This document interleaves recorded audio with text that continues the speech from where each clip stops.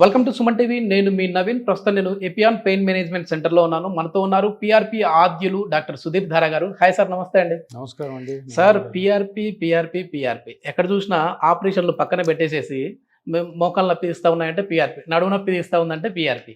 So పిఆర్పిని అయితే introduce చేశారు, సక్సెస్ఫుల్గా రన్ చేస్తూ ఉన్నారు. ఇప్పుడు మీ ఇంటర్వ్యూ కోసం కూడా ఒక గంట సేపు కూర్చున్నాం మేము. సో అంత బిజీగా ఉన్నారు. మీ మోటివ్ ఏంటి సార్ మెయిన్గా? అంటే ఈ పిఆర్పిని ఇంట్రడ్యూస్ చేయడానికి రీజన్ ఏంటి? అదేవిధంగా నెక్స్ట్ ఏం చేయాలనుకుంటా ఉన్నారు? సో పిఆర్పి అన్నది ఎందుకు ఇంత ఫేమస్ అయింది మీరే అన్నారు కదా. ఈ 4 స్టేట్స్లో కూడా, సౌత్ స్టేట్స్లో ఆంధ్ర, తెలంగాణ, కర్ణాటక, తమిళనాడు మనకి సెంటర్స్ ఉన్నాయి. ప్రతి చోట కూడాను ఇది ఇంట్రడ్యూస్ అయింది. పిఆర్పి అంటే జాయింట్ పెయిన్స్, స్పైన్ పెయిన్ ఉన్న వాళ్ళందరికీ కూడా తెలుసు అసలు ఇదేంటి అనేది. ఇది స్టార్ట్ అయింది 2017లో. నేను ఎప్పుడైతే దీన్ని రీఇంట్రడ్యూస్ చేశానో అప్పటి నుంచి ప్రతి ఒక్కరికి కూడా ఈ 8 సంవత్సరాల ప్రస్థానంలో ప్రతి ఒక్కరికి అర్థమైపోయింది ఏంటంటే జాయింట్ పెయిన్స్ ఉంటే ఆపరేషన్ అవసరం లేదు, ఇంకొక మంచి మార్గం ఉంది ఆపరేషన్ లేకుండా అని. సో అలోపతిలో ఇప్పటివరకు మోకాళ్ళ నొప్పులకి, షోల్డర్ పెయిన్స్కి అన్నిటికీ కూడా ఫైనల్గా సర్జరీ. సో సర్జరీ కాకుండా ఒక మార్గం ఉంది అన్నది మొత్తము ఈ 4 స్టేట్స్లో అందరికీ తెలిసిపోయింది. చాలా సంతోషం. ప్రతి ఒక్కరు కూడాను ఎవరికి కావాల్సిన ట్రీట్మెంట్ వాళ్ళు తీసుకుంటున్నారు. సేఫ్గా ఇంజెక్షన్ అనుకుంటే పిఆర్పికి వస్తున్నారు. కొంతమంది సర్జరీ అంటే ఇష్టం ఉంటుంది, సర్జరీకి కూడా వెళ్తాను, తప్పేం లేదు. కానీ ఇది రీఇంట్రడ్యూస్ చేయాలి. పిఆర్పి ఆల్రెడీ ఉంది, 30-40 సంవత్సరాల నుంచి ఉంది. మన ఆర్థోపెడిక్ డాక్టర్స్ ఇది స్టార్ట్ చేశారు, బాగుంది. కానీ ఎక్కువ ప్రాచుర్యం పొందలేదు అది. సో పొందకపోవడానికి కారణం ఏదైనా కూడాను దాన్ని తీసుకురావడానికి ముఖ్య ఉద్దేశం ఏంటంటే ఏదో ప్రతి ఒక్కరికి పిఆర్పి గురించి చెప్పేసేసి అందరికీ పిఆర్పి చేయాలన్న ఉద్దేశం నాది కాదు. ఓకే.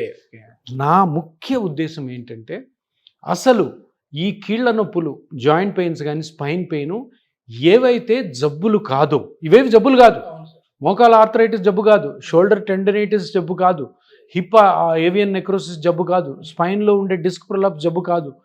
ఇవి అన్నీ కూడాను మనము ప్రాపర్గా అవేర్నెస్ క్రియేట్ చేసి ఇటువంటి బాధలతో బాధపడుతున్న పేషెంట్లు లేదు, ఆ ప్రాబ్లమ్స్ రాని పేషెంట్లు ముందే క్రమశిక్షణతో ఉంటే అసలు ఈ నొప్పులే రాకుండా చేయొచ్చు. సో ముఖ్యమైన ఉద్దేశం ఏంటంటే ఇటువంటి జబ్బు కానటువంటి జాయింట్ పెయిన్స్ తోటి ఏ వ్యక్తి కూడా బాధపడకూడదు, తగు జాగ్రత్తలు తీసుకొని ఏ డాక్టర్ దగ్గరికి వెళ్ళకూడదు, ఏ సర్జరీ అవసరం లేదు, ఏ పిఆర్పి అవసరం లేదు, ఏ టాబ్లెట్ కూడా అవసరం లేదు. సో ముఖ్య ఉద్దేశం మీ వీడియోస్ అన్ని చూసినప్పుడు కూడా అంటే మీరు వచ్చేసేసి ఏదో హాస్పిటల్కి రండి పిఆర్పి వేయించుకోండి అన్నట్లు ఉండదు సార్. అది ఏంటంటే ముందు మీ లైఫ్ స్టైల్ మార్చుకోండి. 90% ఎవరైతే ఈ జాయింట్ నొప్పులతో బాధపడుతున్నారో వీళ్ళకి తెలియక బాధపడుతున్నారు. ఎప్పుడు తెలియాలా, ఎప్పుడు దీనికి అవేర్నెస్ రావాలా? 30 ఏళ్లకే స్టార్ట్ అవ్వాలి. 30 ఏళ్లలో మనము కెరియర్ బిల్డింగ్ స్టేజ్లో ఉంటాం. మ్యారేజ్ అయి ఉంటుంది, పిల్లలు కూడా పుట్టుంటారు. అప్పటి నుంచి ఇంకేంటి, అరే నా ఫ్యామిలీ నేను రన్ చేసుకోవాలా, నేను సంపాదించుకోవాలా, ఇల్లు కట్టుకోవాలా, కారు కొనుక్కోవాలా, బైక్ కొనుక్కోవాలా.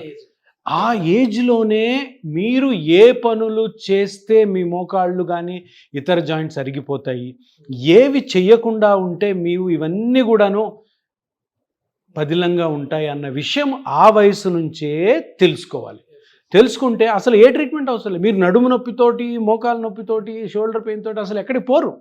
సో నా మెయిన్ ఉద్దేశం ఏంటంటే ఈ అవేర్నెస్ క్రియేట్ చేయడం. ఈ అవేర్నెస్ క్రియేట్ చేస్తే ఎవరి దగ్గరికి వెళ్ళాల్సిన అవసరం లేదండి. కానీ తెలియక చేస్తున్నారు. తెలియక ఇప్పుడు హౌస్ వైఫ్ ఉంటుంది, ఆమె పొద్దున 6 గంటలకు లేస్తే రాత్రి 11 వరకు నిలబడి ఉంటుంది. వాళ్ళు ఏమనుకుంటారు, ఎంత పని చేస్తే అంత యాక్టివిటీ ఉంటుంది, అంత యాక్టివిటీ ఉంటే అంత హెల్దీగా ఉంటాను అనుకుంటా. 100% రాంగ్. ఓకే. ఆ గృహిణి, ఆ హౌస్ వైఫ్ ఎవరైతే ఉన్నారో ఆమె ఆ ఇంట్లో అన్ని పనులు చేసినా కూడాను కరెక్ట్గా చేసే టైం ఎంత తెలుసా? 3-3.5 గంట. 24 గంటలో 3.5 గంటని డివైడ్ చేసుకొని పని చేసుకుంటే ఏ హౌస్ వైఫ్కి కానీ, ఏ జాబ్ చేస్తున్న ఫీమేల్కి కానీ, జెంట్స్కి కూడాను ఇటువంటి జాగ్రత్తలు పాటిస్తే. మిస్టేక్స్ ఏంటి సార్ అసలు? అంటే 30 నుంచి 35 ఏళ్ళు అట్లా మీరు అన్నారు కదా, ఎట్లాంటి మెయిన్ మిస్టేక్స్ జరుగుతూ ఉన్నాయంట? ఇప్పుడు ఏంటి, ఎవరికి తెలియని విషయం ఏంటంటే, రాంగ్గా పోతున్న విషయం ఏంటంటే, ఎంత నిలబడితే, ఎంత నడిస్తే, ఎంత యాక్టివిటీ ఉంటే అంత యాక్టివ్గా ఉండి మన బాడీలో పార్ట్స్ అన్ని సంవత్సరాలు ఉంటాయనుకున్న పెద్ద అపోహ. అంటే హెల్త్ కేర్ సిస్టమ్ కూడా ఇది రాంగ్గా చెప్తుంది, గవర్నమెంట్స్ కూడా రాంగ్ చెప్తున్నాయి. మ్యారథాన్లు పరిగెత్తండి, జిమ్కి వెళ్ళండి, కేవీఆర్ పార్క్లో నడవండి. ఏమవుతుంది నడిచి మీకు ఒక సైకిల్ ఇస్తాను, డిజిటల్ వాచ్ పెట్టుకొని మరి మీకు ఒక సైకిల్ ఇస్తాను, సైకిల్ రోజుకి 50 కిలోమీటర్లు తొక్కారనుకో సంవత్సరానికి మొదలు పడిపోద్ది, దాని మొత్తం పోతాయి అన్ని. అదే నువ్వు కొంచెం లిమిటెడ్గా వాడుకున్నావు అనుకో ఎక్కువ కాలం వస్తుంది. బాడీ కూడా అంతే. అందరికంటే వాకింగ్ మంచిది అంటారు. వాకింగ్ మంచిది అంటే ఎంత వాకింగ్? 10 కిలోమీటర్లు 15 కిలోమీటర్లు కాదు, మొత్తం అరిగిపోతాయి. అదేవిధంగా ఇంట్లో పని చేసే ఎవరైతే హౌస్ వైఫ్స్ ఉన్నారో వాళ్ళు ఎగ్జాక్ట్ చేయాల్సిన పని 3 నుంచి 3.5 గంటలు. ఆ 3.5 గంటలు డివైడ్ చేసుకుంటే మీ ఇంట్లో పని మొత్తం మీరే చేస్తారు. మీకు ఏ విధమైన ప్రాబ్లం ఫ్యూచర్లో రాదు. ఈ సింపుల్ మెజర్ని కానీ మనము మన ఇండియాలో ఉన్న ప్రతి మనిషికి కానీ తెలియజేస్తే ఈ హాస్పిటల్ అన్ని ఖాళీ అవుతాయి. ఇంకే హాస్పిటల్కి ఎవరు వెళ్ళరు. సో ఇది ప్రైమరీ ఎయిమ్. డాక్టర్ సుధీర్ దారా గారి ప్రైమరీ ఎయిమ్ ఈ పిఆర్పి స్టార్ట్ చేయడానికి ఏంటంటే ఇది. లేదు అప్పటికి కూడా అంటే ఇలాగా జీవితాంతం ఉండకపోవచ్చు, మేబీ 65 70కో అరిగిందనుకో పిఆర్పి చేసుకోండి, హ్యాపీగా ఉండండి. Okay sir. ఇది మెయిన్ ఎట్లాంటి వాళ్ళకి సూటబుల్ అంటే ఇప్పుడు చాలా వరకు కూడా ఆస్టియో ఆర్థరైటిస్ వచ్చిన వాళ్ళు ఉంటారు, ఇబ్బందులు పడుతూ ఉంటారు. అట్లాంటి వాళ్ళకి కూడా ఓకేనా సార్? ఇప్పుడు మీరు ఆస్టియో ఆర్థరైటిస్ అన్నారు కదా, ఈ వర్డ్ వినగానే జనాలందరికీ ఏమనిపిస్తుంది, ఇదో పెద్ద జబ్బు ఏమో అని. ఆస్టియో ఆర్థరైటిస్ అంటే ఏం లేదు. మోకాలులో కానీ షోల్డర్లో కానీ ఇతరత్ర ఏ జాయింట్లో అన్నా కానీ అరుగుదలనే ఆస్టియో ఆర్థరైటిస్ అంటే. ఓకే. ఏమవుతుంది, ఇప్పుడు 2 బోన్స్ మధ్యలో కార్టిలేజ్ అని ఉంటుంది. ఆ కార్టిలేజ్ అన్నది కుషన్ లా ఉంటుంది. ఓకే. ఆ కుషన్ అరిగితే ఈ 2 బోన్స్ రాసుకుంటాయి. రాసుకున్నప్పుడు ఇన్ఫ్లమేషన్ వస్తుంది. ఇన్ఫ్లమేషన్నే ఆర్థరైటిస్ అంటారు. అది సింపుల్ టర్మే. అది పెద్ద జబ్బులాగా నాకు ఆర్థరైటిస్ వచ్చింది, నాకు ఆర్థరైటిస్ అన్నది జబ్బు కాదు. అంటే ఆస్టియో ఆర్థరైటిస్. రుమటాయిడ్ ఆర్థరైటిస్ అని ఇంకొంటుంది, అది జబ్బు. కీళ్ళవాతం అంటారు.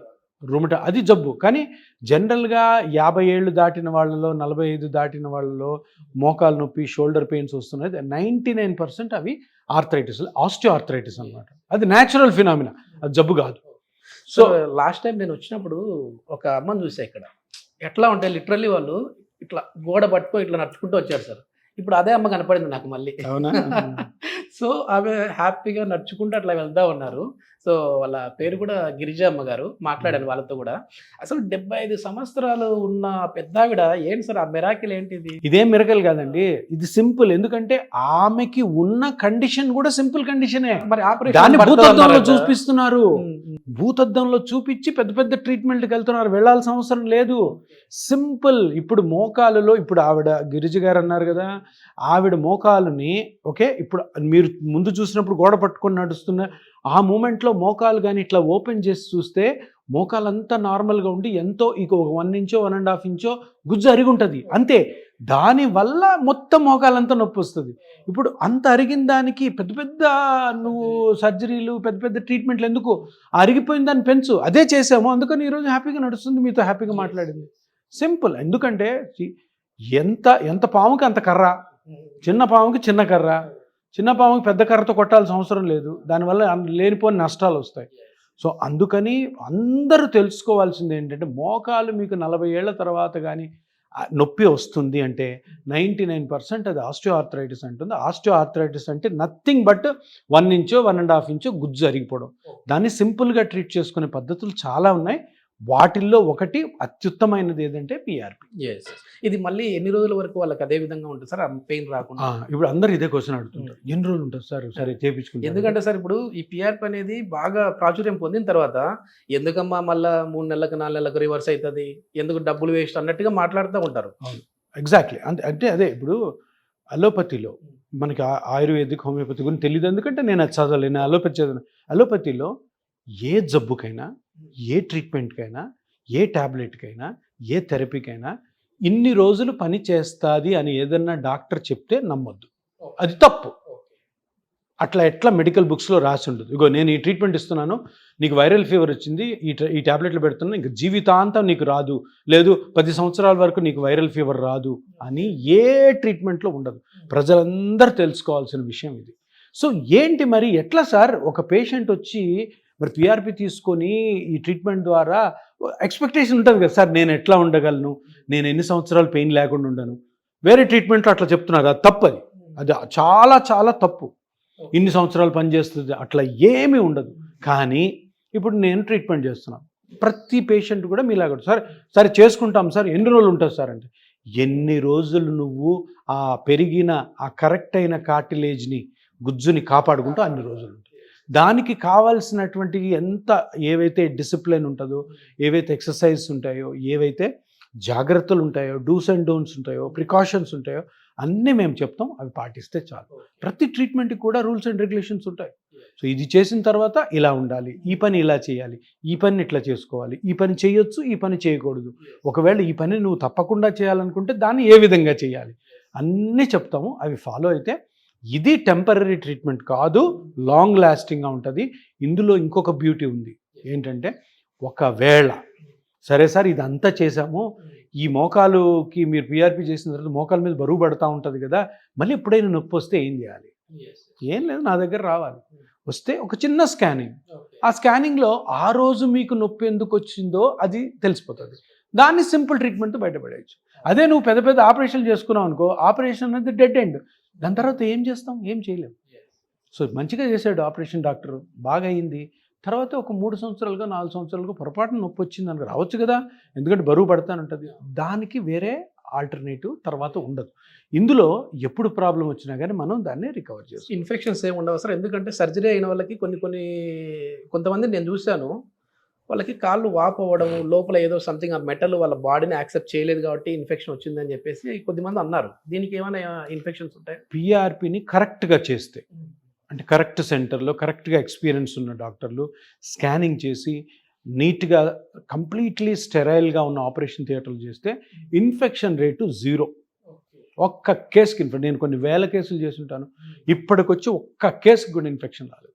ఎందుకు? చిన్న ఇంజెక్షను, మనం వాడేదేంటి? పేషెంట్ యొక్క ఓన్ బ్లడ్డే కదా, దాన్ని కరెక్ట్గా ప్రాసెస్ చేసి కరెక్ట్గా ఎక్స్ట్రాక్ట్ చేసి కరెక్ట్గా ఆపరేషన్ థియేటర్లో రిలీజ్ చేస్తే 99.999% ఇన్ఫెక్షన్స్ ఉండవు.